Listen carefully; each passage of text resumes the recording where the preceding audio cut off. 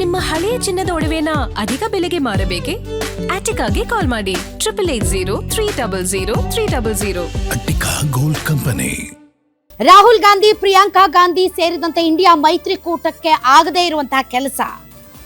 ಈ ನಾಡಿನ ರೈತರು ಸೇರಿದಂತೆ ವಿವಿಧ ವರ್ಗಗಳು ಯಾರ್ಯಾರು ಪ್ರತಿಭಟನೆಗಳು ಬೇಡಿಕೆಗಳನ್ನ ಇಟ್ಕೊಂಡು ವರ್ಷಾನುಗಟ್ಟಲೆ ಪ್ರತಿಭಟನೆಯನ್ನ ನಡೆಸ್ತಾ ಇರುವಂತಹ ಕಾರ್ಮಿಕರು ಸೇರಿದಂತೆ ವಿವಿಧ ಕ್ಷೇತ್ರದವರಿಗೆ ಆಗದೇ ಇರುವಂತಹ ಕೆಲಸ ಇವತ್ತು ಜೆನ್ಜಿಗಳು ಮಾಡಿದ್ದಾರೆ. ಕೇವಲ 26 ದಿನಗಳಲ್ಲಿ ಜೆನ್ಜಿಗಳು ಕೇಂದ್ರ ಸರ್ಕಾರವನ್ನ ಬಗ್ಗಿಸಿದ್ದಾರೆ. ಕೇಂದ್ರ ಸಚಿವರು ಜೆನ್ಜಿಗಳ ಜೊತೆ ಮಾತಾಡೋದಕ್ಕೆ ಮುಂದಾಗಿದ್ದಾರೆ. ಇವತ್ತು ಕಾಕ್ರೋಚ್ ಜನತಾ ಪಾರ್ಟಿಯ ವಕ್ತಾರರ ಜೊತೆಗೆ ಕೇಂದ್ರ ಸಚಿವರಾದಂತಹ ನಡ್ಡಾ ಮತ್ತು ಜಿತೇಂದ್ರ ಸಿಂಗ್ ಅವರು ಮಾತುಕತೆಯನ್ನ ನಡೆಸಿದ್ದಾರೆ. ನೀವ್ ಹೇಳ್ದಲ್ಲಿ ನಾವು ಬರಲ್ಲ, ನಮ್ಮ ಜಾಗಕ್ಕೆ ನೀವೇ ಬನ್ನಿ ಅಂತ ಜೆನ್ಜಿಗಳು ಆಹ್ವಾನ ಕೊಟ್ಟಿದ್ರು. ಕೇಂದ್ರ ಸಚಿವರು ನಮ್ಮ ಆಫೀಸಿಗೆ ಬನ್ನಿ ಅಥವಾ ನೀವ್ ಹೇಳಿದ ಜಾಗಕ್ಕೆ ನಾವು ಬರ್ತೀವಿ ಅಂತ ಸ್ವಲ್ಪ ತಮ್ಮ ಟೋನ್ ಡೌನ್ ಮಾಡ್ಕೊಂಡ್ರು. ಅದಾದ್ಮೇಲೆ ತಟಸ್ಥ ಸ್ಥಳಕ್ಕೆ ನಾವು ಬರೋದಕ್ಕೆ ರೆಡಿ ಇದ್ದೀವಿ ಅಂತಂದ್ರು ಕೇಂದ್ರ ಸಚಿವರು. ಹಾಗಾಗಿ ಕಾಕ್ರೋಚ್ ಜನತಾ ಪಾರ್ಟಿ ಮತ್ತು ಕೇಂದ್ರ ಸರ್ಕಾರದ ನಡುವೆ ಮಾತುಕತೆ ನಡೆಯಿತು. ಎಲ್ಲಿ ನಡೆಯಿತು ಮಾತುಕತೆ? ಕಾನ್ಸ್ಟಿಟ್ಯೂಷನ್ ಕ್ಲಬ್ ಆಫ್ ಇಂಡಿಯಾದಲ್ಲಿ ನಡೆಯಿತು. ನಿಮ್ಮ ಸ್ಥಳಕ್ಕೆ ನಾವು ಬರಲ್ಲ, ನಮ್ಮ ಸ್ಥಳಕ್ಕೆ ನೀವು ಬರೋದು ಬೇಡ. ಹಾಗೂ ಅವ್ರು ಹೇಳಿದ್ರು ಬನ್ನಿ ಇಲ್ಲಿ ಜಂತರ್ ಮಂತರ್ಗೆ ಬಂದು ಇಲ್ಲೇ ಮಾತಾಡಿ, ಯಾರು ಏನು ಮಾಡಲ್ಲ ಅಂತ. ಆದ್ರೆ ಕೇಂದ್ರ ಸಚಿವರು ಅಲ್ಲಿ ಹೋಗೋದು ಉಚಿತ ಮತ್ತು ಔಚಿತ್ಯ ಅಂತ ಅನ್ನಿಸ್ಲಿಲ್ಲ. ಹೀಗಾಗಿ ಆಯ್ತು, ತಟಸ್ಥ ಸ್ಥಳಕ್ಕೆ ಹೋಗೋಣ, ನಾವು ಬೇಡ ನೀವು ಬೇಡ, ಇಬ್ರು ಹೇಳಿದ ಜಾಗಕ್ಕೂ ಬೇಡ ಅಂತ ಕಾನ್ಸ್ಟಿಟ್ಯೂಷನ್ ಕ್ಲಬ್ ಆಫ್ ಇಂಡಿಯಾದಲ್ಲಿ ಮಾತುಕತೆಯನ್ನ ನಡೆಸಿದ್ರು. ಹಾಗಾದ್ರೆ ಕಾಕ್ರೋಚ್ ಜನತಾ ಪಾರ್ಟಿ ಮತ್ತು ಕೇಂದ್ರ ಸಚಿವರ ನಡುವೆ ನಡೆದಂತಹ ಮಾತುಕತೆ, ಇವರು ಕಾಕ್ರೋಚ್ಗಳು, ಇವರು ನಾನು ಪದೇ ಪದೇ ಅದೇ ಡೈಲಾಗ್ನ ರಿಪೀಟ್ ಮಾಡಕ್ಕೆ ನನಗೂ ಇಷ್ಟ ಇಲ್ಲ. ಯಾಕೆ ಅಂತಂದ್ರೆ ಅದು ಬಹಳ ಹಳೇದಾಯ್ತು. ದೇಶದ್ರೋಹಿಗಳು ಅವರು ಇವರು, ಚೈನಾ ಅಮೆರಿಕಾ ಫಂಡೆಡು ಅದು ಇದು ಅದೆಲ್ಲ ಹಳೇದಾಯ್ತು ಅಂತ ಅಂತಿದ್ದವರನ್ನ ಕರೆಸಿ ಮಾತನಾಡುವ ಲೆವೆಲ್ಗೆ ಇವತ್ತು ಪರಿಸ್ಥಿತಿ ಬಂದಿದ್ದೆ ಅಂತಂದರೆ ಮಕ್ಕಳ ಪಾರ್ಟಿ ಅಷ್ಟರ ಮಟ್ಟಿಗೆ ಸಕ್ಸಸ್ ಆಗಿದೆ. ನಾನು ಯಾಕೆ ಮಕ್ಕಳ ಪಾರ್ಟಿ ಅಂತೀನಿ ಅಂದರೆ ಅಲ್ಲಿರೋರೆಲ್ಲ ಮಕ್ಕಳು, ಅವರೆಲ್ಲರೂ ಕೂಡ ವೋಟರ್ಸ್ ಅಂತ ಅಲ್ಲ, ಮುಂದಿನ ವರ್ಷಕ್ಕೋ ಅದರ ಮುಂದಿನ ವರ್ಷಕ್ಕೋ ವೋಟರ್ಸ್ ಅವರು, ಆದರೆ ಮುಂದಿನ ಭವಿಷ್ಯವನ್ನು ಬರೆಯುವಂಥವ್ರು ಅವರು. ಹಾಗಾಗಿ ಮುಂದಿನ ಭವಿಷ್ಯ ನಿರ್ಮಾಣ ಮಾಡುವಂತಹ ಈ ಮಕ್ಕಳನ್ನು ನಾವು ಸೀರಿಯಸ್ ಆಗಿ ತಗೊಳ್ಳಲ್ಲ ಅಂದರೆ ನಮ್ಮ ಗೋರಿನ ನಾವೇ ತೋಡ್ಕೊಂಡಂಗೆ ಅಂತ ತುಂಬ ಚೆನ್ನಾಗಿ ಗೊತ್ತಿದೆ ಸರ್ಕಾರಗಳಿಗೆ. ಹಾಗಾಗಿನೇ ವರ್ಷಾನುಗಟ್ಟಲೆ ಪ್ರತಿಭಟನೆ ನಡೆಸಿದ್ರು ಕೂಡ ಬಗ್ಗದೇ ಇರುವಂಥವ್ರು 26 ದಿನಕ್ಕೆ ಬಗ್ಗಿದ್ದಾರೆ. ಮಾತುಕತೆ ನಡೆದಿದೆ ಅನ್ನೋದಾದ್ರೆ ಈಗ ನಡೀತಾ ಇರುವಂತಹ ಜಂತರ್ ಮಂತರ್ನ ಹೋರಾಟ ನಿಂತು ಹೋಗುತ್ತಾ? ಕೇಂದ್ರ ಸರ್ಕಾರ ಧರ್ಮೇಂದ್ರ ಪ್ರಧಾನ್ ಅವರ ರಾಜೀನಾಮೆಗೆ ಒಪ್ಪಿದ್ಯಾ? ಏನಾಗಿದೆ ಮಾತುಕತೆ? ಬರ್ತಾ ಇದೆ ಬ್ರೇಕಿಂಗ್ ನ್ಯೂಸ್.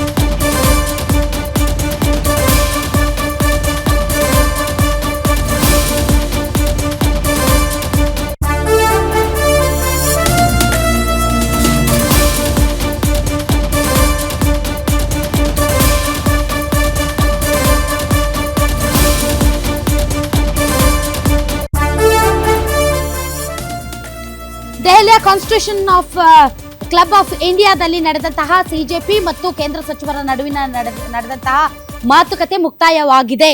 ಉನ್ನತ ಮಟ್ಟದ ಮಾತುಕತೆ ನಡೆಯಿತು. ಅಲ್ಲಿ ಕೇಂದ್ರ ಸಚಿವರಾದಂತಹ ಜೆ.ಪಿ. ನಡ್ಡಾ ಮತ್ತು ಜಿತೇಂದ್ರ ಸಿಂಗ್ ಇವರಿಬ್ಬರು ಕೆಜೆಪಿ ಪಕ್ಷದ ವಕ್ತಾರರ ಜೊತೆ ಮಾತುಕತೆಯನ್ನ ನಡೆಸಿದ್ರು.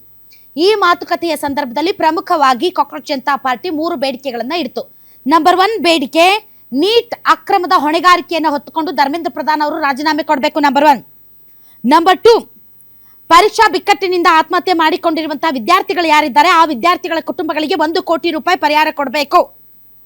ನಂಬರ್ 3, ಶಾಂತಿಯುತ ಪ್ರತಿಭಟನಾಕಾರರ ಮೇಲೆ ಏನು ಅಥವಾ ವಿದ್ಯಾರ್ಥಿಗಳ ಮೇಲೆ FIR ದಾಖಲಿಸಿದ್ದಾರೆ ಅದನ್ನ ರದ್ದು ಮಾಡಬೇಕು.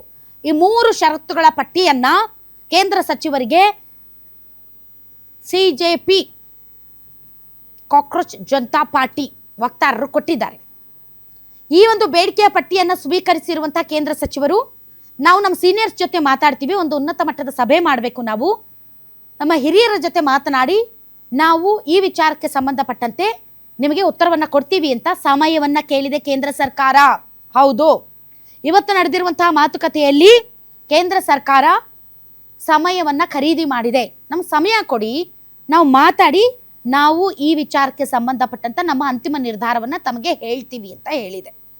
ಸೊ ಈ ಬಿಕ್ಕಟ್ಟು ಹಾಗೆಯೇ ಮುಂದುವರೆದಿದೆ. ಯಾಕೆ ಅಂತಂದರೆ ಸರ್ಕಾರದ ಕಡೆಯಿಂದ ಒಂದು ಅಧಿಕೃತವಾದಂತಹ ಒಂದು ಕಾಂಕ್ರೀಟ್ ಪ್ರತಿಕ್ರಿಯೆ ಬರದ ಹೊರತು ನಾವು ನಮ್ಮ ಹೋರಾಟವನ್ನ ಪ್ರತಿಭಟನೆಯನ್ನ ನಿಲ್ಲಿಸೋದಿಲ್ಲ ಅಂತ ಈಗ ಅಭಿಜಿತ್ ದೀಪ್ಗೆ ಹೇಳಿದ್ದಾರೆ.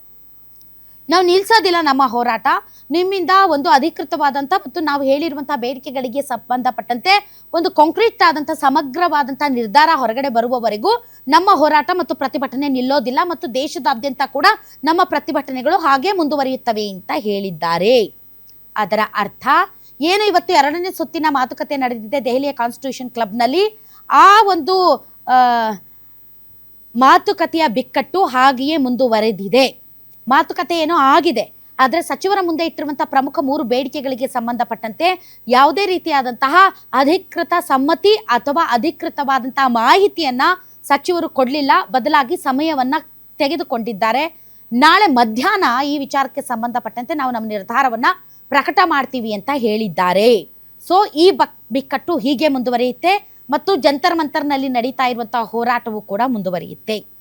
ನೋಡಿ, ಇವತ್ತು ಶುಕ್ರವಾರ, ನಾಳೆ ಶನಿವಾರ ಮತ್ತು ಭಾನುವಾರ ವೀಕೆಂಡ್ಸಲ್ಲಿ ಸಿಕ್ಕಾಪಟ್ಟೆ ಜನ ಬರ್ತಾರೆ. ಸೊ ವೀಕೆಂಡ್ಸ್ ಯಾವಾಗಲೂ ಕೂಡ ಇಂತಹ ಪ್ರತಿಭಟನೆಗಳು ಮತ್ತು ಸತ್ಯಾಗ್ರಹಗಳಿಗೆ ಯುವಕರು ಜಾಸ್ತಿ ಬರ್ತಾರೆ. ವೀಕ್ ಡೇಸಲ್ಲಿ ಕೆಲಸಕ್ಕೆ ಹೋಗ್ತಾರೆ, ವೀಕೆಂಡ್ಸಲ್ಲಿ ಅವ್ರಿಗೆ ರಜೆ ಇರುತ್ತೆ.